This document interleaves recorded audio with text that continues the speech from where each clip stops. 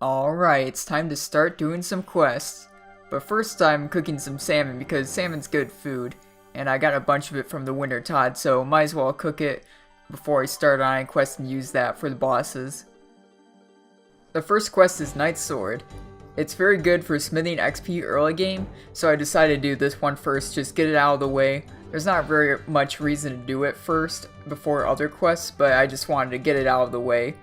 Also, the salmon helped me get 32 cooking to go into the cooking guild, and then buy a red berry pie instead of making one myself. So the Knight's Sword was an easy one to get out of the way early on, and then after that it was on to do the tourist trap for agility experience. Now the tourist trap has a boss in here, and it was actually a pretty challenging boss because he hits very hard and often, so it's pretty dangerous. But as long as I had food with me, I wasn't gonna die because I could kind of flinch him by walking underneath him and eating. But it was definitely a challenging boss with my low level.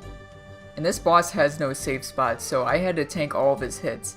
And he hits pretty hard. He hits like 6 or 7 max hit, I think. I think it's 6. But I had the salmon, that heals 10, so that was pretty good for tanking his hits. But if I just had cakes, then that would have been impossible to beat him. So as long as I had food that healed higher than his max hit, then I was fine. But other than the boss fight, the quest was very easy. It was really annoying because I kept on running out of run energy because you have to walk a long ways back and forth, and I have very low agility level. I think I still had 10 agility at that point, so it was very annoying walking back and forth everywhere. But I got my agility experience, and I got the level 27 agility. So with level 27 agility, I started training agility right after that. I went right to the Alcarid training course and did a few laps to get level 30 agility. So the reason I'm doing agility so early on is because of 1, the graceful outfit, 2, because of run energy replenishment rate increases with your agility level, and 3, because I want to get the level 70 agility shortcut to Blue Dragons. And at Blue Dragons, I'll be able to train my magic levels, while also getting enough dragon bones to be able to train 43 prayer. So I'll be doing agility rooftop courses until I get full graceful, and then after I get full graceful, I'll move on to the agility pyramid, where I'll get pure cash.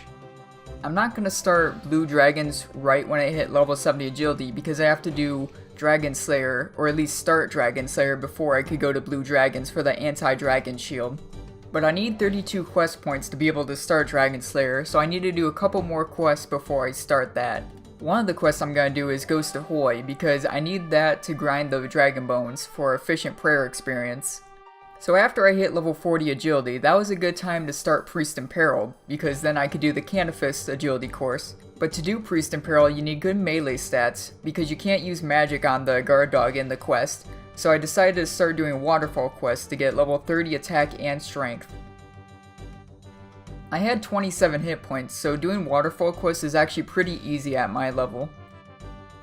The best way to do hard quests on a hardcore Ironman is to look up the monsters in the quest and see how much their max hits are, and then whenever you fight them or run past them, eat your HP up to pass their max hit, and then you don't have to worry about dying. So the waterfall quest was actually pretty easy to do. I got my attack and strength experience, I got 2 diamonds, I got 2 gold bars, and I got some mithril seeds. Now the mithril seeds may seem useless, but you could actually use them to cheese one of the traps in the underground pass.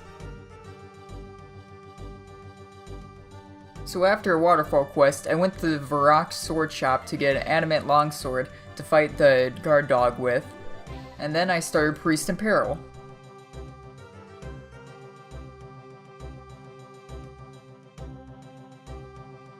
Priest in Peril was actually another one of those annoying quests where you have to run back and forth a lot, so having the higher agility level actually helped a bit, but having level 40 agility isn't that great, and not having full graceful made it even worse.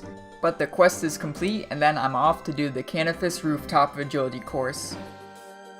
So I'm doing the Canifist agility course until I could get level 50 agility, and then I'll move on to the Falador agility course. I'm not doing the Wilderness agility course.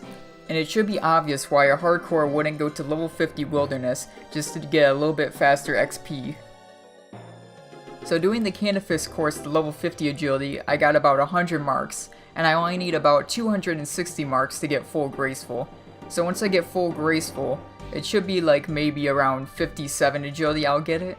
And once I get full graceful, I'll start doing the agility pyramid, and then I'll start getting a lot of cash from the agility pyramid while I'll gain level 70 agility.